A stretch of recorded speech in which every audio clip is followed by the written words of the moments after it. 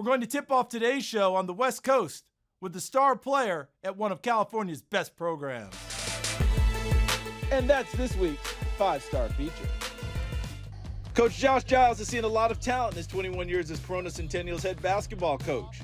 Okay, now can we do it again where we compete, please? The Titans have been especially strong lately as they've won 3 consecutive California Open Division championships. Yeah, it's been awesome. In the last 3, 4, or 5 years especially, we've had a combination of like really talented players, but even more importantly, they've been the right players. They all have the same thing in common, and that's that they outwork people. So they're great players, but then they outwork others. So it's been awesome. It's made my job really easy. While Giles has coached All-Americans and several Division I prospects, his latest star player, 6'8" forward Carter Bryant, is unlike anyone he's seen in this gym. I've never had a player like him at Centennial, where you know, like the combination of the size, the length, the athleticism, and the skill set. We've never had that. We've had guys bigger, but they don't have the skill set. We've had guys that maybe have a better skill set, but they don't have that length, that size, and that athleticism. He's what NBA guys look like. I mean, it's great. He's a guy that's coached a bunch of high-level players, so for him to teach me the stuff that he was teaching some of his guards, some of his bigs, his wings, and for me to be able to use that and put it in my game and make it work well for me, it's been great for me. Carter's family is full of athletes. He grew up playing volleyball like his mom and several of her family members did. He gets his basketball genes from his father, who played at Long Beach State and also coached Carter at his previous school, Sage Hill High School. The opportunity to transfer to Centennial and play for one of the best programs in California, though, was one Carter really wanted to jump at because he wants to win at the highest level. For me to kind of just step into a program that's just, they've won a lot. So for me to step into a program like this and kind of be the next group of guys, lead the young guys that were with the last group, but for the coaching staff to have enough trust for me to come in and kind of be the leader of this group, I mean, I appreciate it. Putting in the time to improve won't be a problem for Carter because he's already had to battle through a significant setback. When he was a freshman, he broke his leg in a scary fall at a pickup game. And it happened like everybody had come out to do the training, and it was during quarantine, so we were training at a park outdoors. I got a steal in transition, went up to go get a dunk. Somebody ran under me, clipped me. I fell on my leg on concrete, so I ended up breaking my tibia. I fractured my growth plate, and it was a completely clean break, which was good, so now I have 3 screws in my tibia. It was hard. It's funny because even looking back at it, I don't know if I ever thought that he wasn't going to be where he is now. There was never a doubt.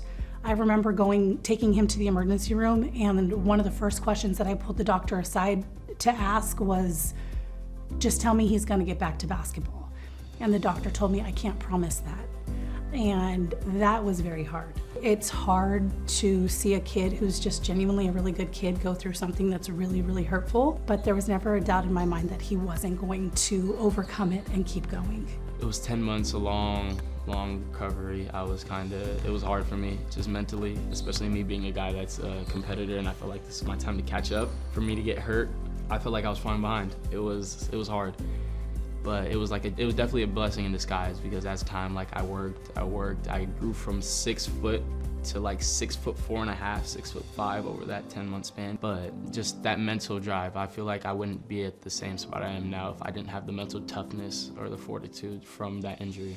After putting in all those hours to rehab his leg, showing up to practice and getting to work seems simple by comparison. Carter's developed into a 5-star prospect who's ranked among the top 20 players overall in the 2024 class. Coach Giles has been impressed with the effort Carter has made to gel with his new teammates.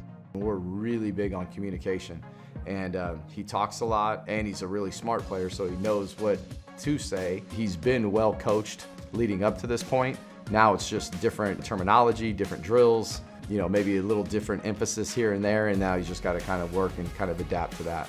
I'm just a person that's striving to be better in terms of a skill set thing on the basketball court. I feel like I'm somebody that can handle the ball, block shots, defend at a high level, shoot the ball, whatever you need me to do on the floor, I can kind of do. I feel like I'm a Swiss Army knife. Carter is signed with the Arizona Wildcats for next season. It just made sense for me. The coaching staff really wanted me. It's a place where I felt like I was not necessarily needed, but I was like genuinely wanted. The coaching staff They promised me that they were going to get the best out of me. They promised me that they were going to be there for me through the ups and downs. I'm really excited to see him attain his goals and to go make something of himself. The skill and work ethic are undeniable, and Carter hopes to showcase his ability to win big games this season as he looks toward a long-term goal of playing in the NBA. I haven't won anything in high school, so I feel like there's still a lot more work to be done.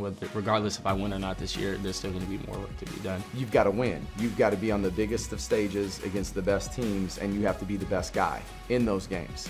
And, sometimes that's hard, and I think that's the big challenge that we're going to be giving him this year is you've got to be that guy. I feel like the player I am now is from the work that I've done during quarantine and my rehab. So I feel like the work that I put in previous is kind of showing right now, so that I want to be consistent with the work I have put in and just push what I've believed in myself, that I'm the best player in the country. Thanks for checking out Sports Stars of Tomorrow on YouTube. If you enjoyed this video, please be sure to give it a like and please subscribe to our channel so you see all of the latest content.